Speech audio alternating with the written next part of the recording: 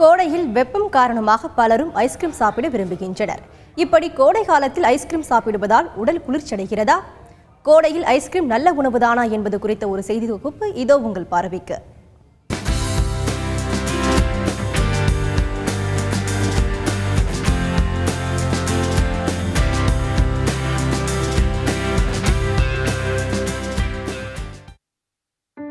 கொளுத்தும் கோடை துவங்கிவிட்டது.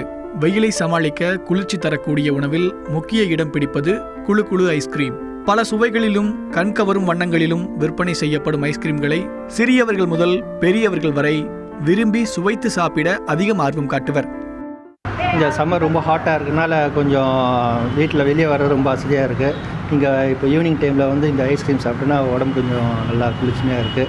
எனக்கு ஐஸ்கிரீம்னாலே ரொம்ப பிடிக்கும். அது வேறு இந்த மாதிரி சம்மர் சீசன்னால் சாப்பிட்டே ஆகணும், இல்லைனா தொண்டு ஒரு மாதிரியாக இருக்கும், ஹாட்னஸ் வேறு நிறையா இருக்கும். அதனால் ஐஸ்கிரீம் எனக்கு ரொம்ப பிடிக்கும். ஐஸ்கிரீம் எனக்கு கோடையில் ரொம்ப என்ஜாய் பண்ணி சாப்பிட்றோம். காரணம் என்னென்னாக்கா இது டெம்பரேச்சர் குறைக்குது, ரெண்டாவதுனாக்கா ரொம்ப இனிமையாக இருக்குது. ஸோ அதனால் கோடையில் நான் சாப்பிட்றது எல்லாத்துக்குமே நல்லது. நானும் ஐ ஆல்சோ என்ஜாய்.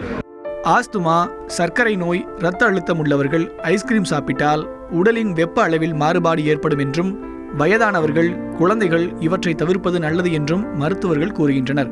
ஐஸ்கிரீம் உடல் சூட்டை அதிகரிக்கும் என்கின்றனர் ஊட்டச்சத்து நிபுணர்கள். சர்க்கரை வியாதி இருக்கவும் தயவுசெய்து அதை தவிர்க்கிறது பெட்டர். அதுக்கு பதிலாக நீங்கள் ஃப்ரூட்ஸாக எடுத்துக்கோங்க. சில்லாக கூட ஃப்ரூட்ஸ் எடுத்துக்கலாம். அடுத்தது, பெரியவங்க சர்க்கரை வியாதி இல்லை ஆனால் கொலஸ்ட்ரால் கொஞ்சம் அதிகமாக இருக்குன்னு ஐஸ்கிரீம் சாப்பிட்லாமா அப்படின்னு கேட்டால் அளவுடன் சாப்பிடுங்க. என்னைக்காவது ஒரு நாள் சாப்பிடுங்க. மூணாவது, குழந்தைகள் சாப்பிட்லாமா? குழந்தைகளுக்கு ரொம்ப பிடிக்கும் ஐஸ்கிரீம். ஆனால் குழந்தைகளுக்கு தரமான ஐஸ்கிரீமாக வாங்கி கொடுங்க. தினம் கொடுக்காதீங்க. அதுவும் அளவுடன் கொடுங்க. குழந்தைகள் ஐஸ்கிரீமை சாப்பிட்டதுக்கப்புறம் கண்டிப்பாக ப்ரஷ் பண்ணணும். இல்லைன்னா அந்த சர்க்கரை போய் பல்லில் உட்காந்து அது பல் வியாதிகளை அதிகப்படுத்தும். சுகாதாரமற்ற முறையில் தயாரிக்கப்படும் சில வகையான ஐஸ்கிரீம்களை சாப்பிடும்போது வயிற்றுப்போக்கு, மஞ்சள் காமாலை போன்றவையும் அதில் சேர்க்கப்படும் நிறமிகளால் புற்றுநோய் தாக்கும் அபாயம் இருப்பதாகவும் எச்சரிக்கின்றனர் மருத்துவர்கள்.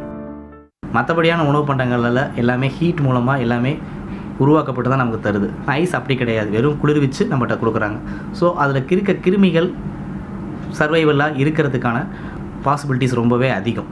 ஸோ அந்த மாதிரி சமயத்துலலாம் மக்கள் ரொம்பவே கவனமாக இருக்கணும். அதாவது வெளியிருந்து வாங்கி சாப்பிட்ற சமயத்தில் ரோட்டு கடையில் கிடைக்கிற மற்ற சின்ன வகையான ஐஸஸ், மற்ற கலராக சீவி போட்டு கொடுக்குற ஐஸ்லேயே கலர் ஊற்றி கொடுக்குறதையும் அவாய்ட் பண்ணுறது ரொம்பவே நல்லது. கோடையில் ஏற்படும் உடல் சூட்டை குறைக்க மோர் மற்றும் மண்பானை நீரை குடிப்பதே உடலுக்கு இயற்கையான குளிர்ச்சி கிடைக்கும் என்பதே மருத்துவர்களின் ஆலோசனையாக உள்ளது.